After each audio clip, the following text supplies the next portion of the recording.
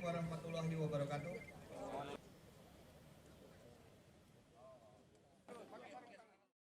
Sejak bulan Januari hingga Agustus 2023, Polres Aceh Barat Daya berhasil melakukan pengungkapan kasus penyalahgunaan narkotika sebanyak 32 kasus dengan jumlah tersangka sebanyak 18 orang.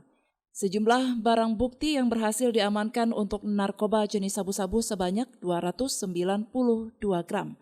Sementara narkotika jenis ganja sebanyak 31.801 gram atau 31,8 kilogram. Dari total barang bukti yang berhasil diungkap selama kurun waktu 8 bulan, polisi memusnahkan sebanyak 26 kilogram ganja dan sabu-sabu sebanyak 111,65 gram.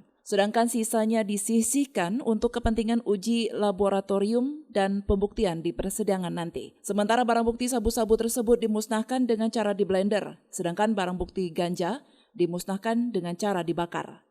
Kapolres Aceh Barat Daya AKBP Dani Catra Nugraha mengatakan saat ini Kabupaten Aceh Barat Daya dinyatakan darurat narkoba sehingga perlu adanya dukungan semua pihak untuk memberantasnya. Jika tidak, tahun depan diprediksikan kasus akan lebih meningkat lagi dibandingkan tahun sebelumnya.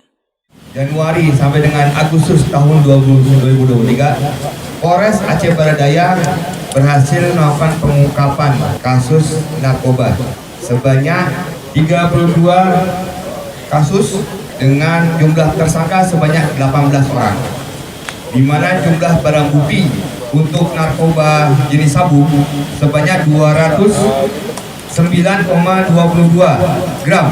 Kemudian untuk narkoba jenis ganja sebanyak 31.801 gram atau 31,8 kilogram ganja. Kapolres menghimbau kepada masyarakat untuk tidak mendekat pada barang haram tersebut. Pihaknya akan terus memberantas narkoba agar tidak merusak generasi bangsa di masa yang akan datang. Dari Aceh Barat Daya, Orian Saputra melaporkan untuk Puja TV Aceh.